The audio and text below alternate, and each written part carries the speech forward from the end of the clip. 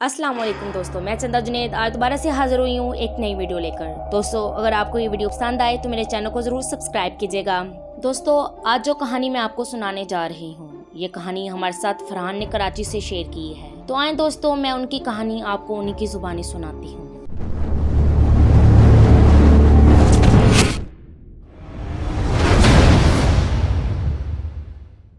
मेरा नाम फरहान है और मैं कराची से ताल्लुक रखता हूँ। ये कहानी मेरे वालिद के साथ शुरू हुई थी और इस कहानी ने हमारे पूरे खानदान को अपनी लपेट में ले लिया। तो दोस्तों, ये कहानी शुरू हुई थी आज से 30 साल पहले, जब मेरे वालिद कराची में नौकरी ढूंढने के लिए आए थे। जब वो कराची में आए तो उन्हें एक सरकारी महकमे में जॉब मिल गई, जो कि ली मार्केट नामी एक जगह के करीब थी। तो उन्होंने वहीं पर एक कमरा किराए पर ले लिया। तो मेरे वालिद को ली मार्केट में रहते हुए अभी कुछ ही दिन गुजरे थे। तो मेरे वालिद एक रात को उस कमरे में सो रहे थे, तो उन्हें अचानक से ऐसा लगा जैसे कोई पैरों से हिलाकर उठाने की कोशिश कर रहा हो। जैसे ही मेरे वालिद की आंख खुली तो वो देखकर हैरान रह गए कि कमरे के अंदर एक बहुत ही भयानक शक्ल की चुड़ैल मौजूद थी, जो उन्हें उठा रही थी। मेरे वालिद नौजवान थे और बहुत ही मजबूत दिल के थे, तो उन्होंने डरने की बजाय उस चुड़ैल से पूछा कि तुम क्या चाहती हो और तुम यहाँ पर क्या कर रही हो। उसने कहा, मैं तुमसे प्यार करती हूँ, तुम मुझे बहुत ही ज्यादा पसंद हो, मैं तुम्हारे साथ रहना चाहती हूँ। अगर तुम्हें मेरी शक्ल पसंद नहीं है तो मैं खूबसूरत लड़की की शक्ल में भी आ सकती हूँ। मेरे वालिद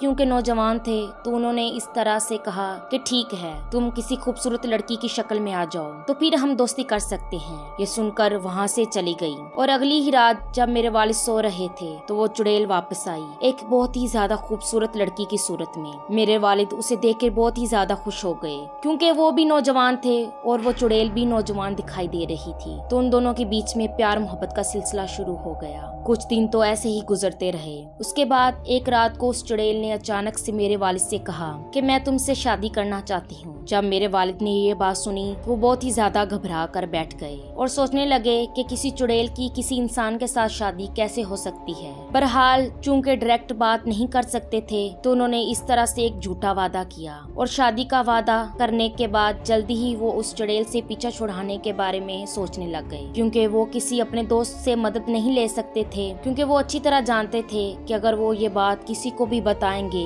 वो उनका यकीन नहीं करेंगे। एक दिन उन्होंने इस जगह को छोड़ने का फैसला कर लिया। उन्होंने सोचा, अगर मैं इस जगह को छोड़ दूं तो ये चुड़ैल मेरा पीछा नहीं कर पाएगी और मेरे तक नहीं पहुंच पाएगी। और वो एक दिन वहां से अपना सामान उठाकर लांडी के इलाके में चले गए, वहां पर रहने लगे और करीब 6 महीने के अंदर ही उनकी शादी हो गई। उनकी शादी हुई अभी कुछ ही दिन गुजरे थे कि अचानक से एक रात को जब उनकी आंख खुली तो उन्होंने देखा कि उनके कमरे में वो चुड़ैल दोबारा मौजूद थी। मेरे वालिद और वालिदा दोनों इस कमरे में मौजूद थे।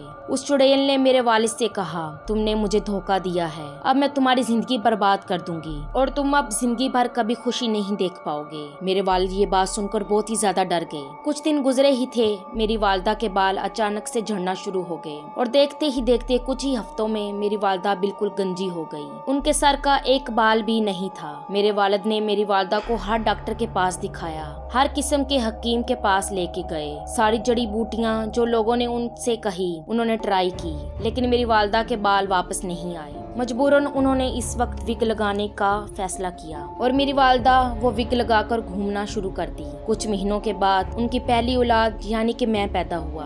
अभी मुझे पैदा हुए कुछ ही हफ्ते गुजरे थे कि मेरे साथ भी वही चीजें होना शुरू हो गई। मेरे बाल भी झड़ना शुरू हो गए और कुछ ही हफ्तों में मैं भी गंजा होके रह गया। मेरे वालिद ने फिर से मुझे हर किस्म के डॉक्टर को दिखाया, लेकिन किसी किस्म का कोई भी फाका नहीं हुआ और मैं भी गंजा हो गया। मेरा छोटा भाई कामरान पैदा हुआ और इसके साथ भी वैसा ही हुआ जो कि मेरी वालिदा और मेरे साथ हुआ था। ये सब देखकर मेरे वालिद डिप्रेशन में चले गए। वो बहुत ज्यादा परेशान रहा करते थे और आहिस्ता आहिस्ता आज जो मैं आपको कहानी सुना रहा हूँ तो आज हमारी हालत ये है कि मेरी माँ, मेरे छोटे भाई और उनके बाद एक मेरी छोटी बहन, हम सब के सर पर एक भी बाल मौजूद नहीं है और हम सारी फैमिली विग लगाकर घूमा करते हैं और हमारे बाल वापस नहीं आते। हमने हर तरीके की कोशिश कर ली है। तो दोस्तों, ये थी कहानी फरहान की। ये कहानी जब मैं पढ़ रही थी तो मुझे भी बेहद अफसोस हो रहा था। तो दोस्तों, अगर आपके साथ भी कोई भी इस तरह का वाकया पेश आया है और आप लोगों को सुनाना चाहते हैं तो हमारे इस व्हाट्सएप के नंबर पर वो वाकया भेजें। दुआ में याद रखिएगा। अल्लाह निगहबान।